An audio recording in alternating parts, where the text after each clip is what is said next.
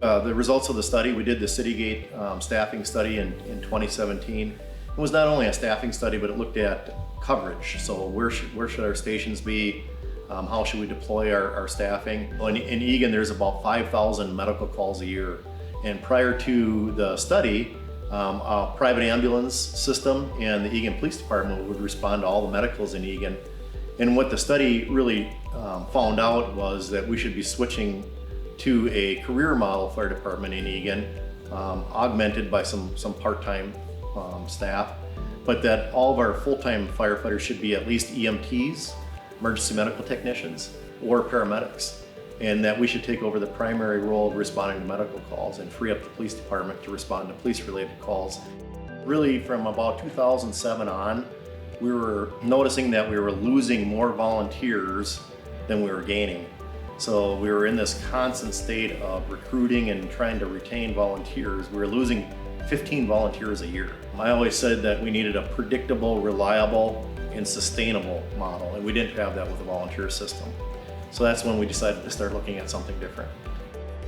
So today we're at 36 full-time firefighters. We have a little less than 30 part-time firefighters left. That went from, there was 97 when we did our study in 2017 to 30 today, so you can see how quickly that changes. And we reduced our response times to calls now in half. And that really is what the goal is to make sure that we're delivering the fire protection that our community needs. And it's really helpful and useful, and so we're really pleased with it.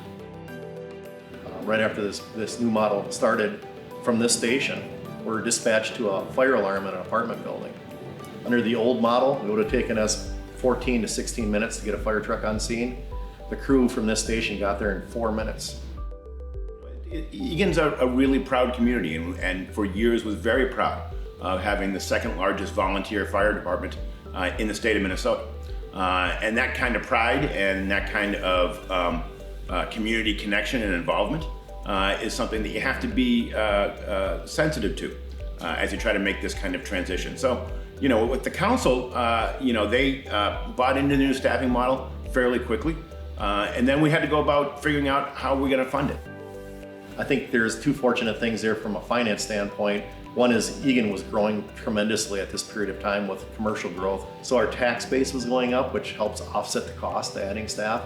And then I mentioned the federal grant that we were able to get and pay for 18 firefighters for the first 3 years.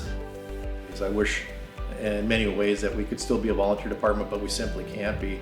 So, going into this, you have to have a long-term plan, and you have to communicate both internally and externally about the process. So, it's working with the council. It's no surprises. It's developing that long-term vision of where we want to get and just working towards it a little piece at a time.